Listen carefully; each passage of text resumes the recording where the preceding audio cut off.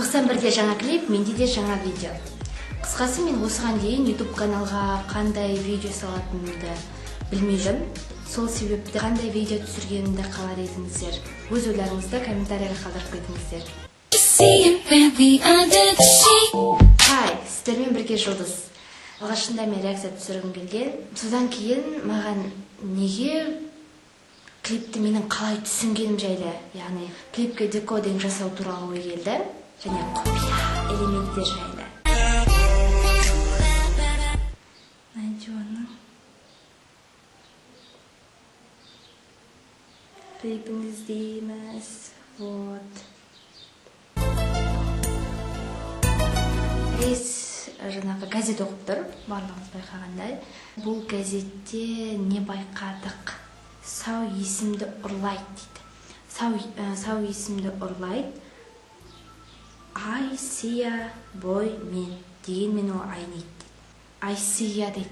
Мен Айси немесе мен көрдім деген бұл жерде, немесе Асия деген Эйзидің қызының аты жазылып тұр. Бой мен деген, енді ағылшын тіліне отырғанда бала, еркек деген мағына білдіреді. Немесе Асия бойымен ба? Или я бойымен, ай бойымен ба? Күнделікті тәуелсіз ұлттың дауысы деген мағына. Сосын ұмытайық жерді, одан айлайық деуге айтшы неге қиын дейді. Жерді ұмытайық, одан да айға барайық деп айту саған неге қиын деген мағына болуы. Жаңалық, махаббат. Газеттегі мәтін: ойға сал, өтсе де уайым, кетпейді мұң, сау есті ұрлайды. Тағы да жаңағы Асия бойымен. Осы Асия бойымен дегенді кім қалай түсінді? Мен соны ақыры түсінбедім. Так, дегенмен ол айнайды. Бәрінен сұлу, байлайды оңай. Маған олай төкпе, ойлама, бөпе, қара бері. Тарата тым. Ұмытайық жерді, одан да айлайық деуге айтшы неге қиын. Онымен билегім келеді, ол айнайды. Допамин пардегі кеудеде толған, тым деме, былай. Уайым. Оу, сұлусың. Соңғы сөз деп тұр, сосын оқып үйрен.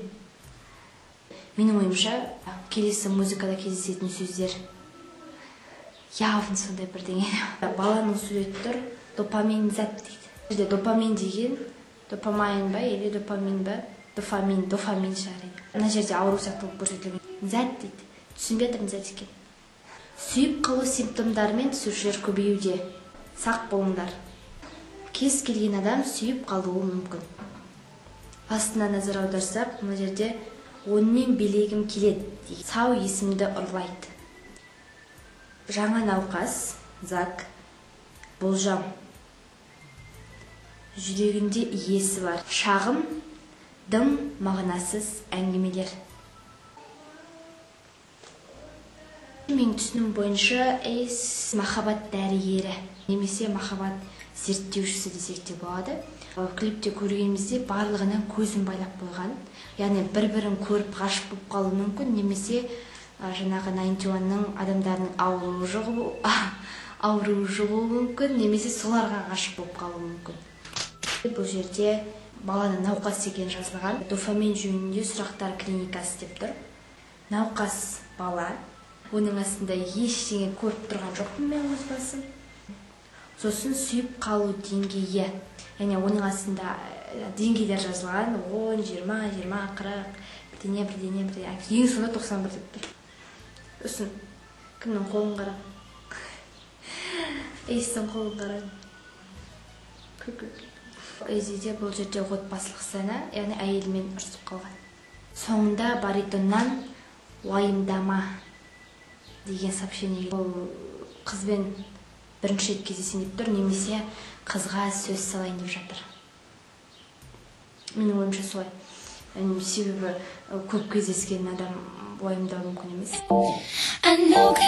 Маған негізінен басқа клиптерден қарағанда бұл клип өзгеше, бұрынғыдан өзгерек.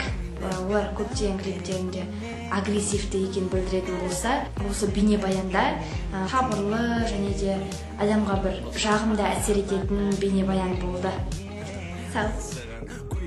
Билерім ойынғы дейін, соған қарағанда бүгінгі жағдайым қиын. Ренжейін дейсің ба, қояғы дейін, дайындап қойып едім саған жуға кейін.